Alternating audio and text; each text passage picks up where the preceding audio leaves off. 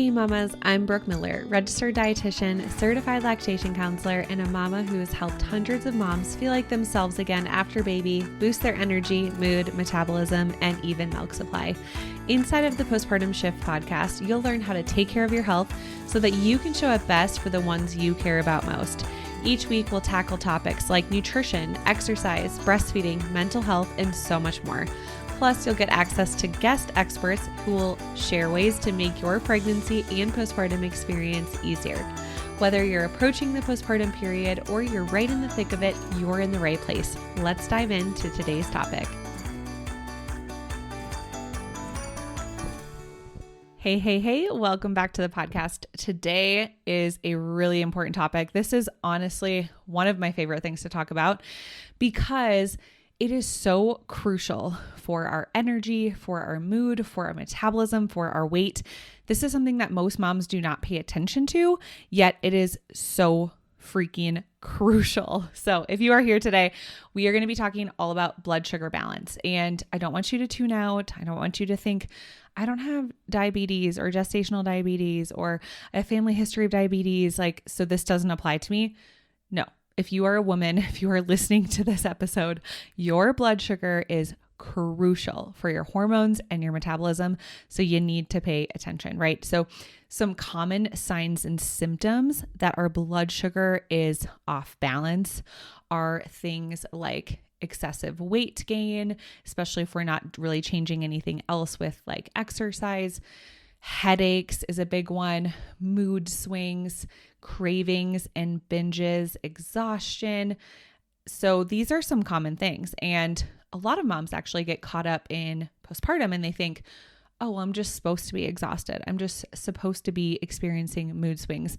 I'm just supposed to feel like crap. And this is just normal. And the truth is, in a lot of cases, the reason moms don't feel good is because their blood sugar is off balance. And I'm going to kind of go into a funny story today because honestly, it's been a whirlwind of the last 2 weeks. And I had a blood sugar story today that so many lessons I took away that I needed to share with my podcast listeners.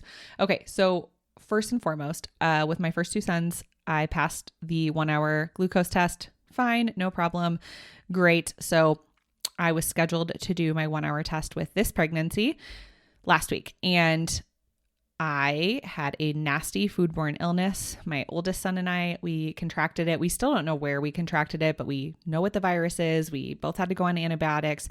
And basically for about 8 days straight, we were having excessive diarrhea. I am talking, I was pooping 15 to 20 times a day. It was horrific. I've never experienced something like that before. Obviously, my OBs were very concerned about dehydration, and luckily I was able to take in a lot of electrolytes, and I'm just a very naturally good water drinker.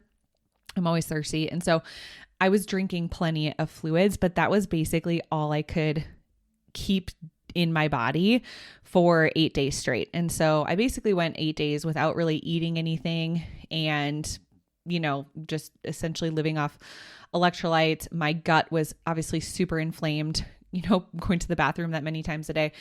And my OB was like, well, if you want to move your test, if you're not feeling 100%, move your test. And I was like, yeah, we'll see how I'm feeling. And by that Tuesday, by Monday and Tuesday, I was feeling physically a lot better. And so I was like, you know what? I just want to get this test over with. I just want to be done.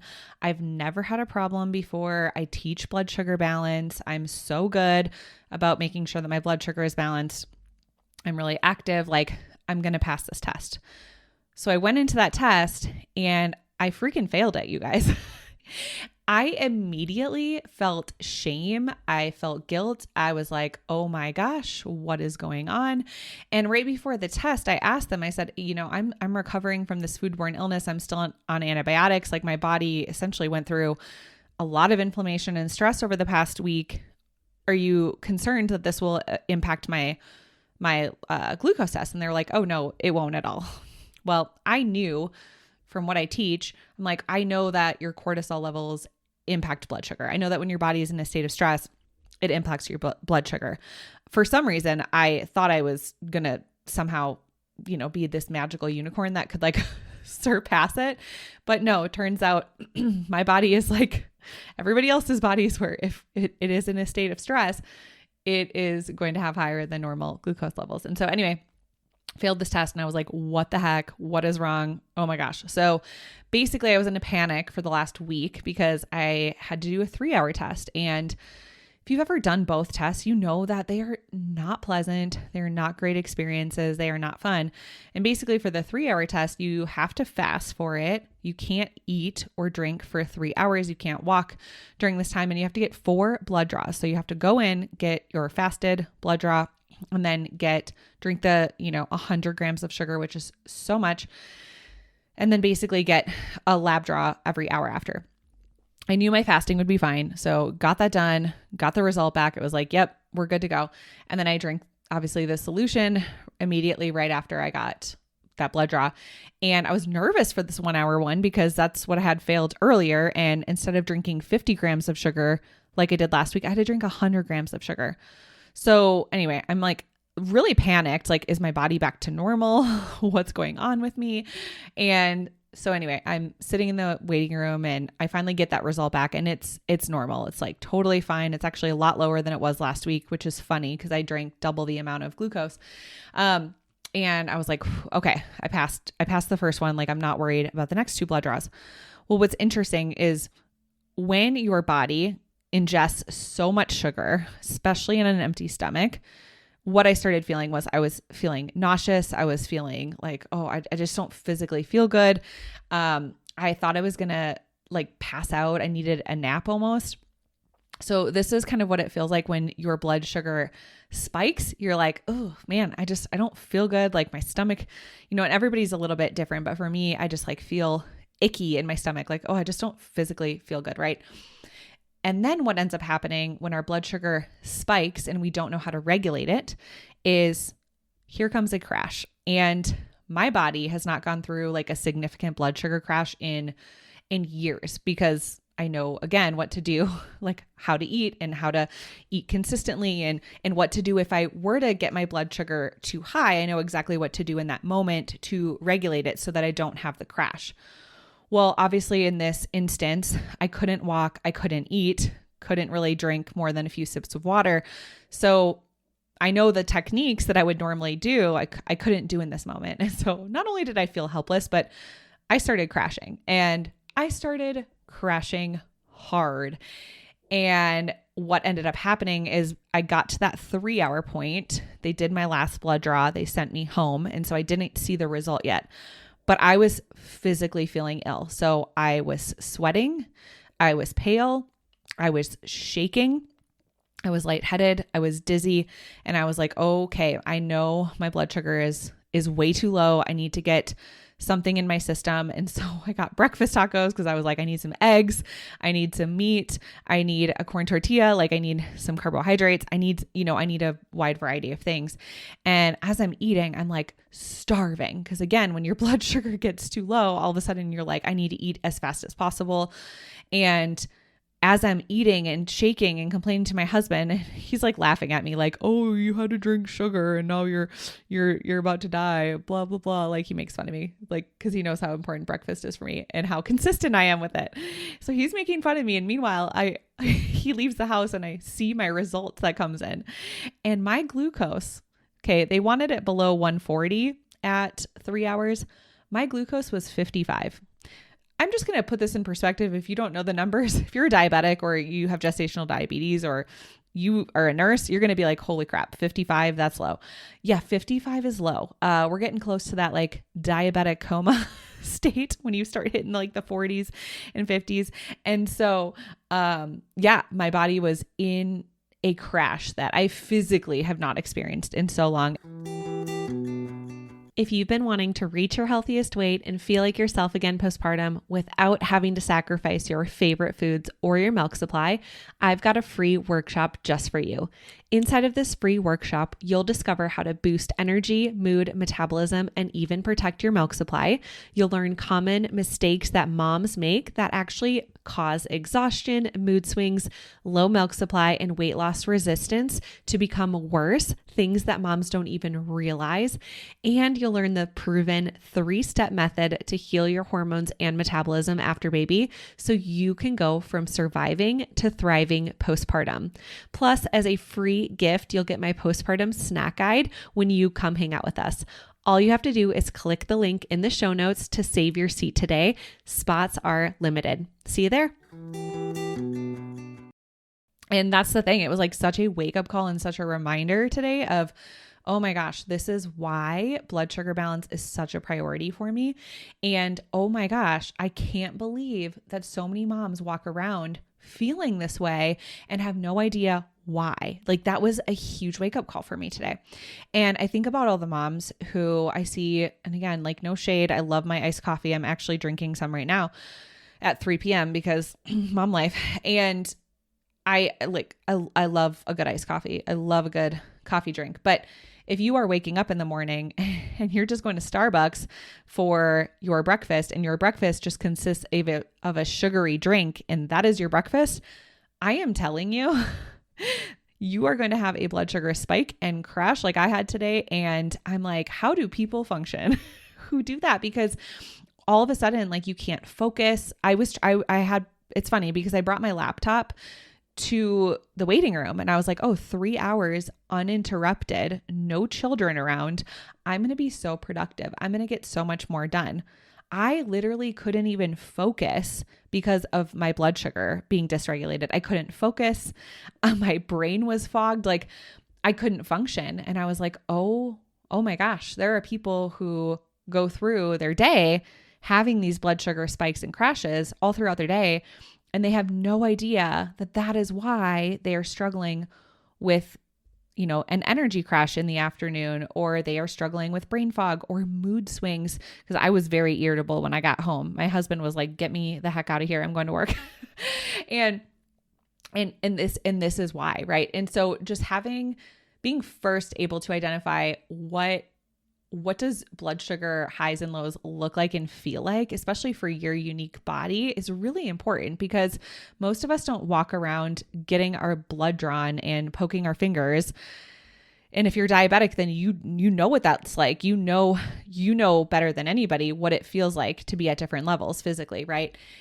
And it was just like such a wake-up call of, wow, we all need to be prioritizing this so much. And so if you are a mom and you're like, yeah, I have an energy crash every day at the same time of day, or, I have mood swings, or I'm irritable, or I'm exhausted, or I have cravings at this specific time of day, I can almost guarantee you that somewhere along your day, whether it's breakfast or whether it's lunch or whether it's later in your day, I can guarantee you that there is some point throughout your day where your blood sugar is thrown off. It is not balanced correctly.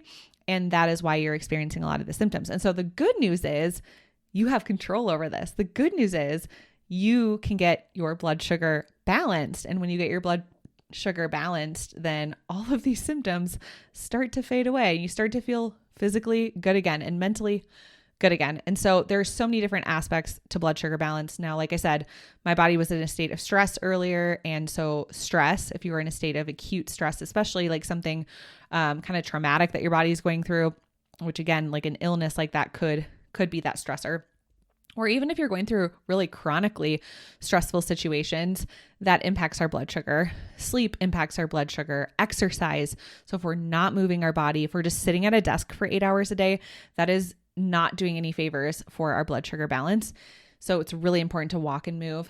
And then, of course, our nutrition is so important. And so if you don't understand how to balance your plate with the right balance of protein, fat, and fiber, then you're going to likely be falling into this blood sugar roller coaster. Now, a majority of you are not going to experience the intense dip that I had today. Like, the crash I had today was pretty excessive. I don't think most people here listening are, chugging 100 grams of sugar on an empty stomach and then not eating for 3 hours. Like I hope that's nobody here, because that is a terrible idea for your body and your pancreas.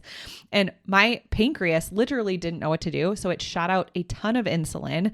It shot out more insulin than it needed because my body is like, what are you doing? You don't do this. And because it shot out so much insulin, all of a sudden that's why my blood sugar got, kind of dangerously low because of that, because my body is not like used to having to use that much insulin at once. And so most of you are not going to experience such an intense, high and such an intense low, but we can start paying attention to, oh yeah, I can tell that my blood sugar is getting a little high or a little low. And just having awareness around that is so, so crucial. Something else that this is like such a great analogy that I love to use, because so many people who struggle with diabetes or prediabetes or type 2 diabetes, they'll go into their doctor's office and their doctor will just tell them, oh, just lose weight and then your diabetes symptoms will be reversed and your blood sugar will be okay. And that's actually backwards. So if we have uncontrolled blood sugar, or even if our blood sugar is somewhat controlled, we want to still make sure that we're controlling it really well. If we control our blood sugar, what ends up happening is a side effect is your body gets to its healthiest weight. And a lot of medical professionals just have it backwards. They're like, oh, just focus on the weight loss and your glucose will naturally fix itself. Your blood sugar will fix itself. What we actually have to do is get to that root cause, which is blood sugar, get that balance, which we can do through exercise and nutrition and again, sleep and stress. Once we get that regulated and get those hormones functioning properly, then weight falls into place. And what ends up happening for a lot of moms who hear that advice, they're like, oh, I just need to lose weight and then my blood sugar will get normalized. What ends up happening is they'll start skipping meals. They'll eat inconsistently. They'll, usually cut down on their protein and healthy fats and things that their body needs and fiber. And so sometimes what they'll end up seeing is maybe they might see some short-term weight loss if they're cutting calories super excessively. But what ends up happening is it leads to typically long-term weight gain and a slower metabolism. And then in a lot of those cases, their blood sugar actually doesn't regulate. And so we always want to be looking at the root cause of imbalances. So if we have hormone imbalances or our metabolism is slower, I try to identify where is that root cause issue.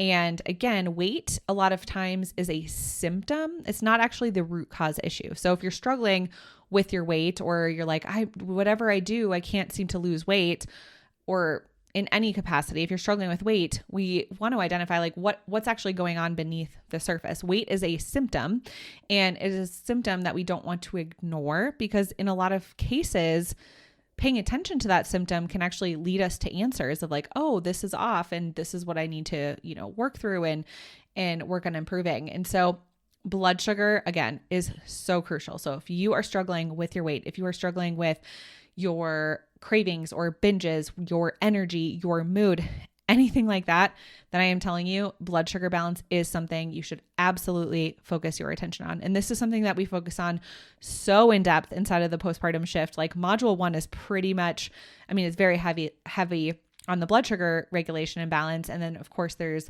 recipes and meal plans and things that are already pre-balanced for you, so that it really takes like the guesswork out of it. And you'll learn how to balance your plate in an effective way for your unique needs. So obviously we all are slightly different with, how many months postpartum we are, what our starting weight is, and all of those things. And those types of things, how much milk we're producing, like those types of things impact, how much protein we need. So like I need a different amount of protein than somebody else who's at a much different place, right? So we do need to understand how to calculate those for our unique needs. And so that is all covered inside the postpartum shift. So of course you can check the show notes for more details on that. But I hope you walk away today knowing the importance of blood sugar balance and paying attention to those things, and really just get started on that track to making sure that your blood sugar is regulated. And again, if you need support with that, postpartum shift is where it's at. That's where we focus on that. And I cannot wait to see you in the next episode, Mama. Have a great day. Exercise is crucial for our overall mental and physical health, especially during pregnancy and postpartum. Something that has helped me stay really consistent with strength training and yoga at home during nap time is the Expecting and Empowered workout app. I love that I can choose how many weeks pregnant or postpartum I am, and the app tells me exactly what to do. Plus, there's cardio, yoga, and strength training options for new moms and moms to be. You can go ahead and click the link in the show notes to get 7 days free and also save 15% off the annual option when you use promo code Nutrition for Mamas. Thank you so much for hanging out with me and listening to the Postpartum Shift podcast. If you enjoyed this episode, it would mean the world to me if you could share this episode with a mom friend and leave a written review. This helps the podcast reach and help even more moms. Come say hi over on Instagram at Nutrition for Mamas.